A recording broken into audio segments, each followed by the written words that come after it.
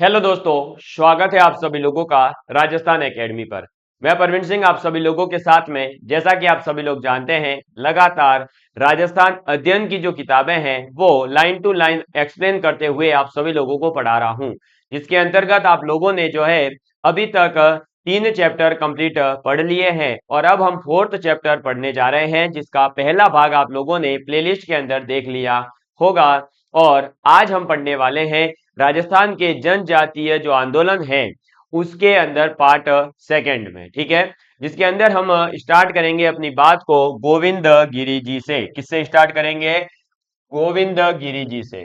तो देखिए, गोविंद गिरी जी की जो उपयुक्त शिक्षाओं व कल्याणकारी गतिविधियों के कारण ही जो है भगत पंथ, क्या भगत पंथ भीलों में अत्यधिक लोकप्रिय हो रहा था। कौन सा पंथ? भगत पंथ। जो जो लोग गोविंद गिरी जी है उनके जो शिक्षा को लेकर के, उनकी जो कल्याणकारी योजनाओं को लेकर के, उनकी सोच को लेकर के जो भगत पंथ उन्होंने बनाया था वो भील जनजाति के अंदर जो है बहुत ज्यादा ही लोकप्रिय हो रहा था। गोविंद गिरी जी के बढ़ते हुए प्रभाव से राजा, उनके अधिकारी एवं जागीरदार जो है वो चिंतित होने लगे थे। उसका जो है बढ़ता हुआ प्रभाव कहीं उनकी सत्ता को पलट न दे। ये किसके मन में आ रहा है? तो राजा, अधिकारी और जो वहां के जागीरदार वगैरह थे उनके मन में। क्यों? क्योंकि गोविंद गिरी जी क्या होते जा रहे हैं? लोकप्रिय होते जा रहे हैं, लोग उनका सपोर्ट करते जा रहे हैं। अतः वे इन उपदेशकों अथवा प्रचारकों को अपने राज्य अथवा जागीर की सीमाओं से बाहर निकल जाने पर बाध्य करने लगे, ठीक है। और जिससे क्या हुआ कि वर्गीय कटुता बढ़ने लगी तथा समाज सुधार एवं धर्म सुधार आंदोलन राजनीतिक स्वरूप जो है प्राप्त करने लग गया। यानी जो गोविंद गिरी जी केवल धर्म सुधार के लिए कार्य कर रहे थे, उनकी लोकप्रियता को देखते हुए, लोकप्रियता बढ़ती हुई जो है जागीरदार, राजा और अधिकारियों के लिए चिंता का विषय बना। तो उन्होंने ये सोचा कि अब इन्हें जो है बाहर कर दिया जाए राज्य की सीमा से। तो इससे क्या हो गया? जब उन्हें पार करने की कोशिश की जाएगी तो जो जनता है वो क्या करेगी? इसका विरोध करेगी और बस इन्हीं वजह से ये आंदोलन होगा। सन 1908 में गोविंद गिरी ने राजपूताना छोड़ करके, यानी पूरे राजस्थान राज्य की बात हो रही है, राजपूताना मतलब राजस्थान राज्य जो था वो 1910 तक जो है एक कृषक के रूप में गुजरात के अंदर सूत एवं ईडर राज्य के भीलों में कार्य किया। किसने? गोविंद गिरी जी ने। तो गोविंद गिरी जी 2008 में राजपूताना छोड़ते हैं, और सॉरी 1908 में राजपूताना छोड़ते हैं और 1910 तक गुजरात के अंदर सूत और ईडर राज्य जो है वहां पर भीलों के साथ में कार्य करते हैं। उन्होंने इन राज्यों के भीलों को जागृत कर उनका शक्तिशाली जन आंदोलन तैयार किया और ईडर राज्य के अंतर्गत पालपट्टा में, कहां पर? पालपट्टा में भील आंदोलन से ऐसी स्थिति उत्पन्न हुई कि वहां के जागीरदारों ने जो है भीलों के साथ 24 फरवरी 1910 को, कब? 24 फरवरी 1910 को एक समझौता किया। कहां के? तो गुजरात के जो जागीरदार हैं उइडर राज्य के, उन्होंने भीलों के साथ एक समझौता किया 24 फरवरी 1910 को। इस समझौते के अंतर्गत 21 शर्तें जो थी और उसमें भीलों के अधिकारों से संबंधित रखी गई थी। इस समझौते ने राजस्थान व गुजरात के भीलों को सामंती शोषण जो हो रहा था उसके विरुद्ध लड़ने के लिए क्या किया? उत्साह दिलवाया, प्रोत्साहित किया। यह समझौता गोविंद गिरी के आंदोलन की सफलता कहा जाने लगा, या ये कह सकते हैं कि गोविंद गिरी जी के द्वारा जो आंदोलन किया गया उसकी एक सफलता का ये प्रमाण था। सन 1911 के आरंभ में वह डूंगरपुर स्थित अपने मूल स्थान बेड़सा वास आए। कहां पर आए? तो डूंगरपुर के अंदर जो गोविंद गिरी जी का मूल स्थान था बेड़सा वास, वहां पर वो 1911 के प्रारंभिक दौर में आते हैं। वहां उन्होंने धुनी स्थापित कर भीलों को आधुनिक पद्धति पर उपदेश देना आरंभ किया और 1911 में उन्होंने अपने पंथ को नए स्वरूप के रूप में गठित या संगठित किया तथा धार्मिक शिक्षाओं के साथ साथ भीलों को सामंती और औपनिवेशिक जो शोषण हो रहा है उससे मुक्ति की युक्ति भी समझाने लगे। उन्होंने प्रत्येक भील गांव में अपनी धुनी स्थापित की तथा इनकी रक्षा हेतु कोतवाल नियुक्त किए गए। किसकी रक्षा हेतु? तो जो आपके गोविंद गिरी जी है वो क्या कर रहे हैं, तो हर गांव के अंदर धुनी, धुनी का मतलब होता है बेसिकली एक ऐसी जगह है जो थोड़ी सी ऐसे जो है मतलब बना दी जाती है, मंदिर टाइप का कह सकते हैं, जिसमें कोई मूर्ति वगैरह नहीं होगी, केवल ऐसे ही जो है धूनी बनी हुई रहती है। या जिसे आप जो कहते हैं ना अपना एक गुरुकुल टाइप में जो कुटूर होते जो है ना, होते थे ना कुटे छोटे छोटे घर जो एकदम मंदिर टाइप में बनते थे, इस टाइप से देखो ये आपका बाउंड्री रहती थी, फिर इसमें जो है ये ऊपर जो है थोड़ा सा ऐसे होता था सेप, और ये बाहर बरमदा बरमदा है, और अंदर कोई मंदिर मंदिर मतलब अंदर कोई अंदर से भगवान भगवान की कोई तस्वीर वगैरह नहीं रखी होती थी, केवल ऐसा ही, ठीक है ना। या ये कह सकते हैं कि एकांतवास करने का एक जगह बना देते थे जिसे धुनी कहा जाता है। वहां जो है इन्होंने क्या करा, प्रत्येक जहां भी भीलों का गांव था वहां गोविंद गिरी जी ने धुनी बनाई, और उस धुनी के भाई रक्षा के लिए, यानी उस धुनी को कोई तोड़े नहीं, नुकसान नहीं पहुंचाए, उसके लिए वहां पर कोतवाल नियुक्त किए गए। गोविंद गिरी जी के द्वारा नियुक्त कोतवाल केवल धार्मिक मुखिया ही नहीं थे, बल्कि अपने क्षेत्र के सभी मामलों के प्रभारी भी बने फिर वो, ठीक है। तो भाई धुनी के आपको रक्षा ही नहीं करनी है, धुनी पर आने वाले लोगों की शिक्षा ही नहीं देनी है, आपको वहां पर होने वाली किसी भी समस्या का प्रभारी भी नियुक्त कर दिया जाता था। फिर वे भीलों के मध्य विवादों का निपटारा भी करते थे, और इस प्रकार अन्य अर्थों में गोविंद गिरी की समानांतर सरकार चलने लगी। किंतु दूसरी ओर राजा व जागीरदारों के द्वारा उनके शिष्यों का उत्पीड़न भी जारी रहा, ठीक है। तो गोविंद गिरी जी एक तरह से बेसिकली छोटा फिर अपना एक खुद का जो है न्याय सिस्टम या जुडिशियल सिस्टम जो है चलाने लगे। उन्होंने अपने द्वारा नियुक्त कोतवालों को ये पावर दे दी कि आप इस गांव के अंदर कोई समस्या होगी तो उसका समाधान करोगे, वो मेरे तक पहुंचाओगे। इस प्रकार से वो पूरा एक क्या करने लगे, पैरेलल जो है समानांतर जो है सरकार चलाने लग गए। लेकिन जो इनके शिष्य थे उनको जो राजा थे जागीरदार थे वो लगातार शोषण कर ही रहे थे उनका, ठीक। फिर ये है गोविंद गिरी जी, ठीक है, देख लीजिए बहुत ही एक नेक आदमी थे जिन्होंने बहुत अच्छा कार्य किया, लोगों के अंदर जागरूकता लाने का प्रयास किया। ये है गोविंद गिरी जी।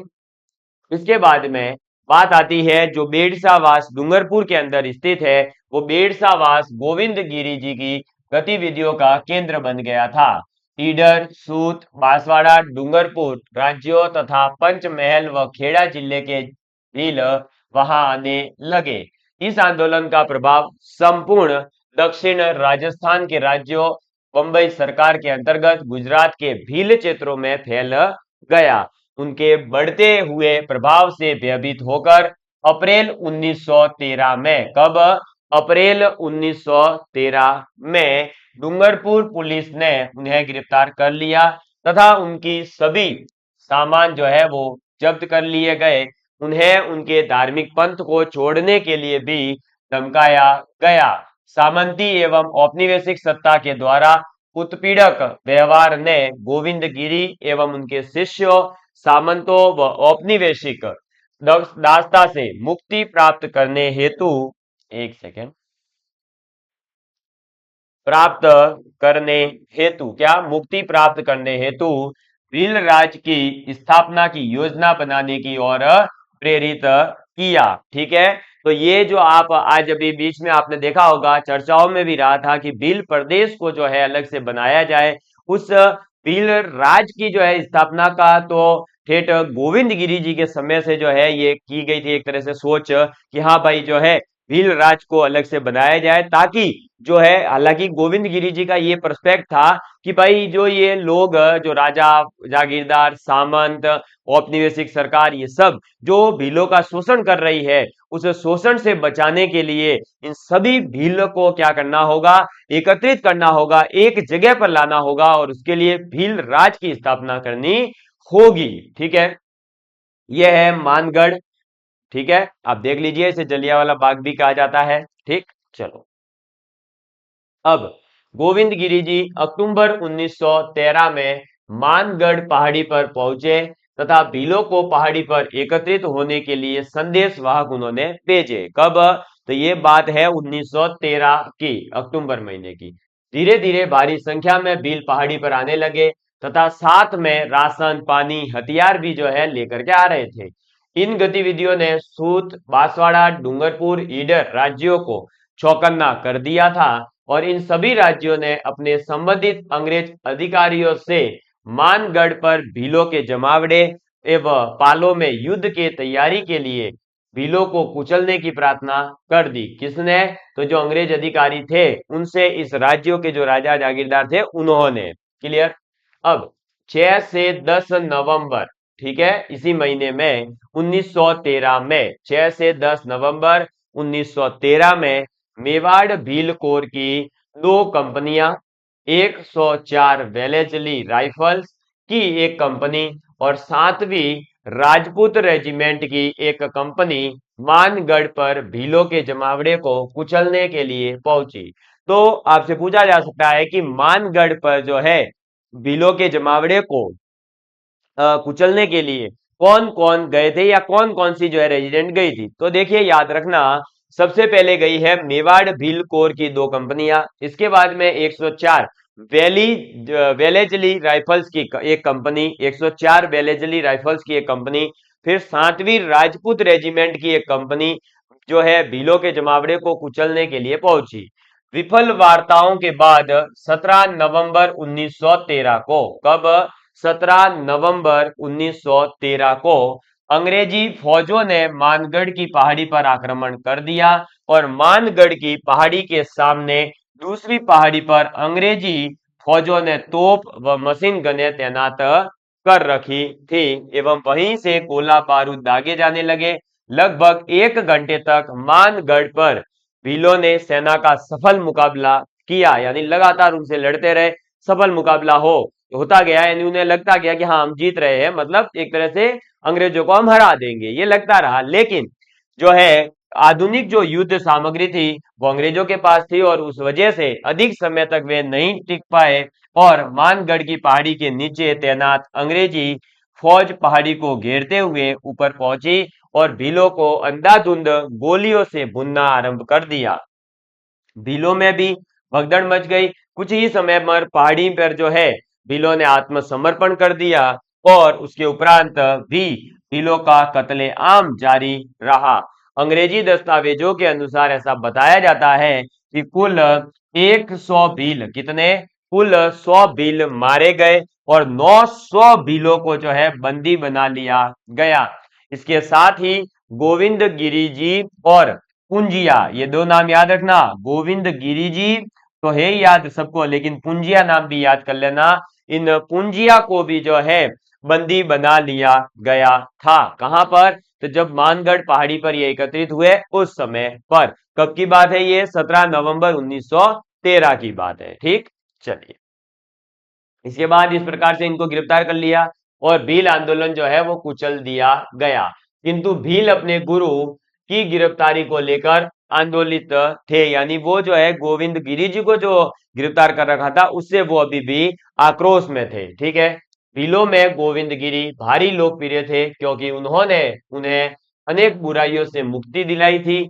अतः गोविंद गिरी की लोकप्रियता के कारण ही उनकी आजीवन कारावास की सजा को 10 वर्ष की सजा में बदल दिया गया था और 7 वर्ष के पश्चात इस शर्त पर रिहा कर दिया कि वे सूत, डूंगरपुर, बांसवाड़ा, कुशलगढ़ और ईडर राज्यों में प्रवेश नहीं करेंगे और वे सरकारी निगरानी में अहमदाबाद संभाग के अंतर्गत पंचमहल जिले के जालोद, कौन सा? जालोद नामक गांव में रहने लगे और इसी स्थान पर सभी क्षेत्रों के भगत भील उनके प्रवचन जो है सुनने वहां पहुंचने लगे। ठीक है, तो बाद में जो है इनको भाई गिरफ्तार किया गया तो इनको आजीवन कारावास दिया, लेकिन इनकी लोकप्रियता को देखते हुए और आंदोलन जारी रहे तो जो है अंग्रेज डर गए और उन्होंने फिर 10 साल की सजा करी और बाद में जो है इनको 7 वर्ष के अंदर ही छोड़ दिया, एक शर्त के ऊपर कि आप जो है राजस्थान के जो दक्षिणी क्षेत्र हैं बांसवाड़ा, डूंगरपुर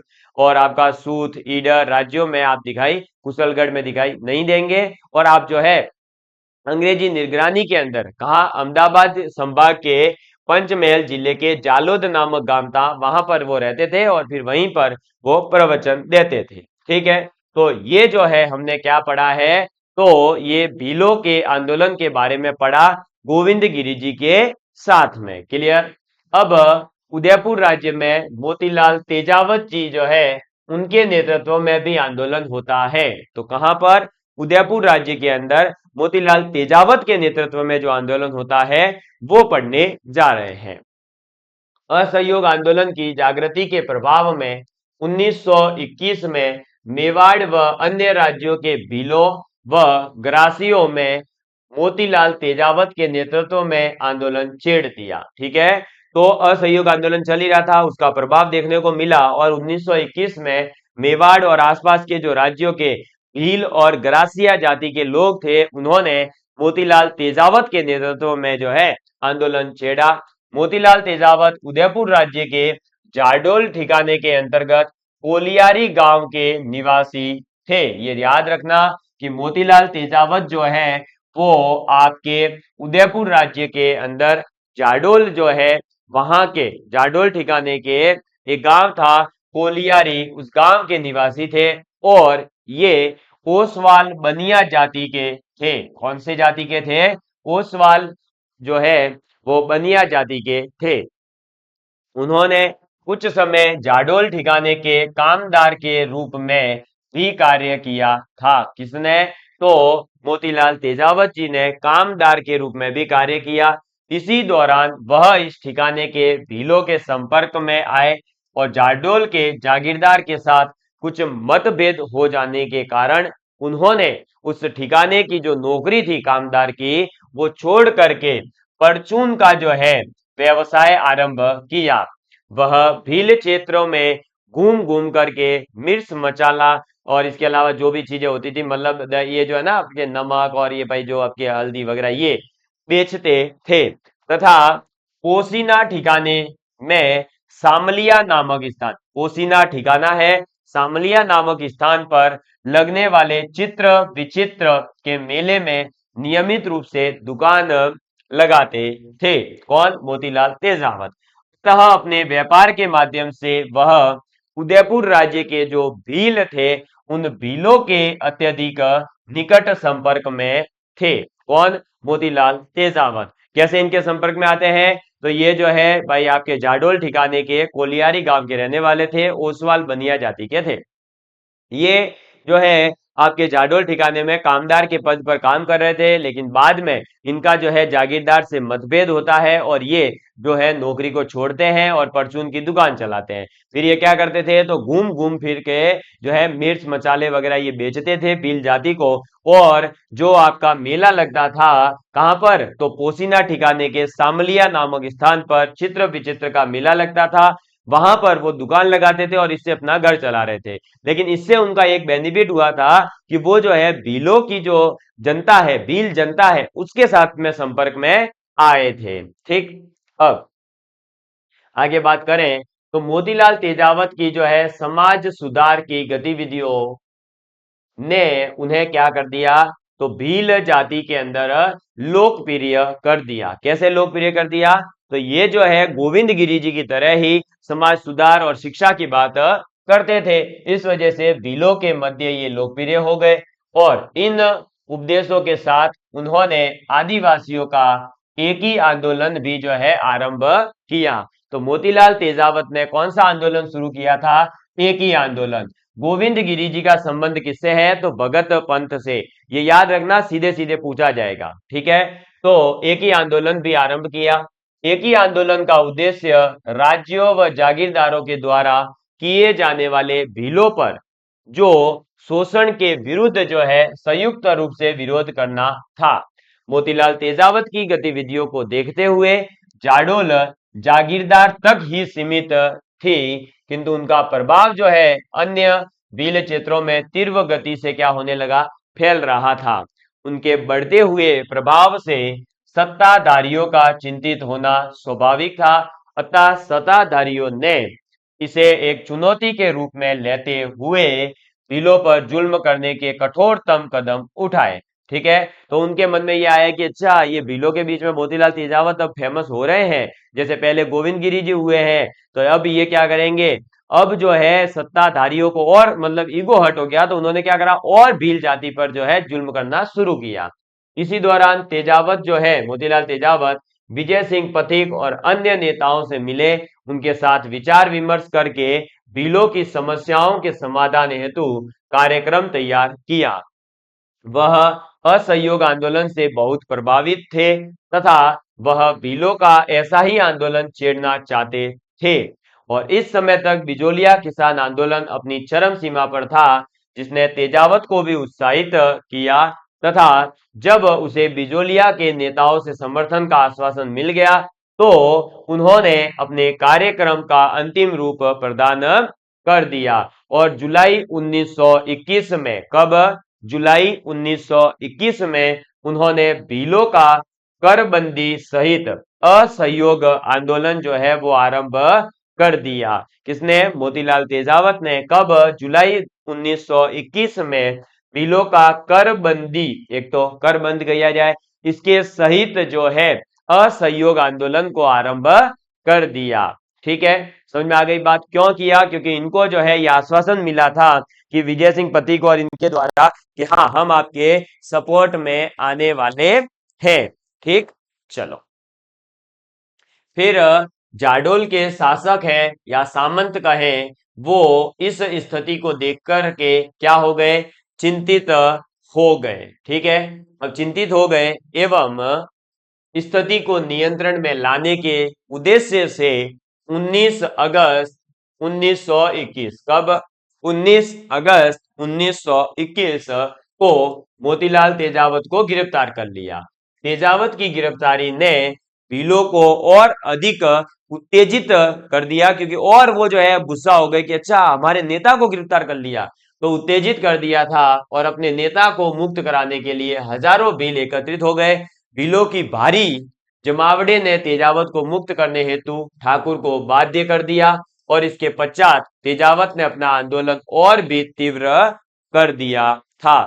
दिसंबर 1921 में, कब? दिसंबर 1921 तक उदयपुर राज्य में किसान एवं आदिवासी आंदोलनों के कारण एक विस्फोटक स्थिति जो है वो उत्पन्न हो गई थी एवं भील आंदोलन के बढ़ते हुए प्रभाव को देखते हुए ब्रिटिश अधिकारियों ने 1 जनवरी 1922, देखो भाई, अगस्त में गिरफ्तार किया, फिर इनको जो है दिसंबर 1921 में पुनः शुरुआत करी, दिसंबर महीने में, और जनवरी 1922 को जो है भीलों को कुछ छूट देने का निर्णय कर लिया गया एवं तद अनुसार जागीरदारों को सलाह दी गई थी। आंदोलन के परिणाम स्वरूप राज्य का यह निर्णय समर्पण का सूचक था और जिसने क्या करा? भीलों की जो इच्छा शक्ति थी और जो है अधिक बढ़ा दी थी। इससे जब जागीरदारों ने मान लिया कि हाँ भाई, हम भील जाति को अब कुछ छूट देंगे, तो इससे आप, सीधी सी बात है, आपको भी छोटी सी जीत मिलती है तो आप एक्साइटेड होते हैं ना। आपके अगर टेस्ट में नंबर अच्छे आते हैं तो आपको लगता है ना कि हाँ, अब मेरा सिलेक्शन हो जाएगा। तो ये चीज जो है किसमें देखने को मिली? भील जाति के अंदर, और उनकी इच्छा शक्ति जो थी वो और बढ़ गई। ठीक है, फिर जनवरी 1922 में मोतीलाल तेजावत ने जो है सिरोही राज्य में प्रवेश किया। और सिरोही राज्य से ही, आपको पता है आज राज्य नहीं है, लेकिन उस जमाने की बात करें तो सिरोही राज्य से ही आज ये राजस्थान एकेडमी सिरोही चलाई जा रही है। तो आप सभी लोगों को अब जो है मोतीलाल तेजावत जी के साथ साथ राजस्थान एकेडमी के साथ साथ कहां घुसना है? सिरोही जिले के अंदर, यानी सिरोही राज्य में प्रवेश किया तथा भारी संख्या में भील व ग्रासिया आदिवासी रहते थे। सिरोही में आज भी जो है भील और ग्रासिया जनजाति अच्छी खासी है। और जहां से मैं बिलोंग करता हूं, आबरोड, आबरोड के अंदर ग्रासिया जनजाति काफी मात्रा में है। ठीक है, और जो है वे फिर यहाँ पर रहते थे इसलिए आ गए, और वे उदयपुर के आंदोलन से बहुत प्रभावित थे और सिरोही में ऐसा ही आंदोलन छेड़ना चाहते थे। कौन? मोतीलाल तेजावत। कब आते हैं सिरोही? ये पूछा जा सकता है, जनवरी 1922 में। वास्तव में मोतीलाल तेजावत उदयपुर राज्य के भय से, उदयपुर से जो है आकर के सिरोही नहीं गए थे, बल्कि उन्होंने सिरोही के भीलों व ग्रासियों के मार्गदर्शन हेतु आमंत्रित किया था। तो कई बार क्या है कि ऐसा हम सोच लेते हैं कि अच्छा, वो वहां से भाग कर आए होंगे। नहीं, ऐसा नहीं है। उदयपुर राज्य से डर कर या भाग कर वो जो है सिरोही नहीं आते, बल्कि सिरोही के जो भील और गरासिया जाति है उन्होंने उन्हें इनवाइट किया था, आमंत्रित किया था मार्गदर्शन करने के लिए। मतलब वो वहां पर जो है एज ए मोटिवेशनल स्पीकर गए थे, एज ए काउंसलर गए थे, आए थे सिरोही जिले में। इस समय तक उन्हें यह भी पूरा भरोसा हो गया था कि उदयपुर में उनके अनुयायी उनकी अनुपस्थिति में भी आंदोलन चलाने में अब क्या है, सक्षम है। अब उन्हें यह लग गया था कि मैं अगर उदयपुर में अब नहीं भी रहूं, मैं अगर अलग अलग जगह जाऊंगा भी तो भी काम चल जाएगा। सिरोही राज्य मोतीलाल तेजावत के नेतृत्व में आदिवासी आंदोलन का दूसरा महत्वपूर्ण केंद्र बना। सिरोही राज्य में भी आदिवासियों की जीवन दशाएं मेवाड़ राज्य के भीलों के समान ही थी। सन 1922 में तेजावत ने सिरोही राज्य के आदिवासियों में प्रवेश किया। यहां भी उन्होंने उदयपुर के भीलों की पद्धति पर गिरासिया आदिवासियों में समाज सुधार के कार्य आरंभ किए। उसने गिरासियों के उत्थान हेतु समाज सुधार के साथ साथ एक आर्थिक संघर्ष भी आरंभ किया। जनवरी 1922 में तेजावत ने भ्रमण करते हुए भीलों व गिरासियों की अनेक सभाएं की तथा उन्हें करबंदी व राज्य के साथ असहयोग हेतु खुला आह्वान किया। किसने? मोतीलाल तेजावत ने। कहां पर आकर के? जनवरी 1922 में सिरोही राज्य में आकर के सिरोही के जो भील और ग्रासिया जनजाति थी उनको समझाने का प्रयास किया। उनको कहा गया कि आप करबंदी करो, असहयोग करो और जो है अपने अधिकारों के लिए लड़ना सिखाया बेसिकली। और ऑब्वियस सी बात है, अब लड़ना सिखा रहे हैं तो भाई जो है फरवरी 1922 में कांग्रेस ने जो है असहयोग आंदोलन वापस ले लिया। कब? 11 फरवरी 1922 को कांग्रेस ने जब असहयोग आंदोलन वापस लिया तो ब्रिटिश अधिकारियों ने संपूर्ण भारत में किसान व आदिवासी आंदोलनों को शांतिपूर्वक कुचलने की अब नीति बना ली। दीवान थे रमाकांत मालविया। उन्होंने गांधी, पथिक और राजस्थान सेवा संघ के नेताओं की सहायता से सिरोही के आदिवासी आंदोलन को समाप्त करने के प्रयास किए थे। किसने? जो दीवान थे रमाकांत मालविया, उन्होंने गांधी जी के साथ विजय सिंह पथिक और राजस्थान सेवा संघ के जो नेता थे उन सभी को समझाया और उन सभी को जो है साथ में ला करके सिरोही का जो ये आंदोलन चल रहा था इसको समाप्त करने की कोशिश की। किंतु वे अपने प्रयासों की असफलताओं से जुझला करके गिरासियों के मुख्य गांवों सियावा में कर वसूली के लिए सेना भेजने का निर्णय कर लिया और राज्य व अंग्रेजों की सेना ने इस गांव पर 12 अप्रैल 1922 को, कब? 12 अप्रैल 1922 को आक्रमण कर दिया। इस सैनिक कार्रवाई में अनेक गिरासियों की जान गई। फौज ने उनके घर, अनाज, पशु जलाकर उनको भारी नुकसान पहुंचाया। इसके पश्चात भी सैनिक अभियान जारी रहा। 5 मई 1922 को, कब? 5 मई 1922 को सेना ने बलोरिया गांव, कौन सा गांव था? बलोरिया गांव था, वहां पर आक्रमण किया और इस गांव का बहुत बड़ा भाग जला दिया। ठीक है, इसमें 11 आदिवासियों की जानें भी गई थी। 6 मई को बुला एवं नवावास नामक गांव को सैनिक आक्रमणकारियों का शिकार होना पड़ा और इस गांवों की अधिकांश झोपड़ियों को जला करके राख कर दिया गया था। तो ये जो बुला, वालोरिया, नवावास ये आज भी जो है सिरोही जिले के अंदर गांव हैं। उदयपुर के अंदर ये कुछ गांव आज भी आते हैं। ठीक है, जैसे अपन ने कोटड़ा, जाडोल ये बात करी ना, ये आज भी जो है आपके उदयपुर जिले के अंदर है। ऐसा नहीं है कि इनको जो है अब ये नहीं दिखेंगे आपको, ये सब मिल जाएंगे। क्लियर?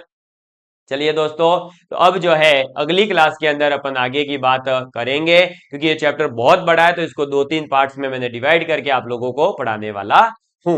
उम्मीद है कि आप सभी लोगों को ये चीजें समझ आ रही होगी। ये सभी चीजें सीधे सीधे याद करनी है आपको, इसलिए बताया जा रहा है। आप एक बार इनको सुन लेंगे आपको थोड़ी सी समझ विकसित हो जाएगी। ज्यादा इनके डिटेल में जाओगे तो कोई फायदा नहीं है। हमें हमारा एग्जाम क्रैक करना है, पीएचडी नहीं करनी है हिस्ट्री के अंदर। ठीक, तो धन्यवाद। जय हिंद, जय भारत।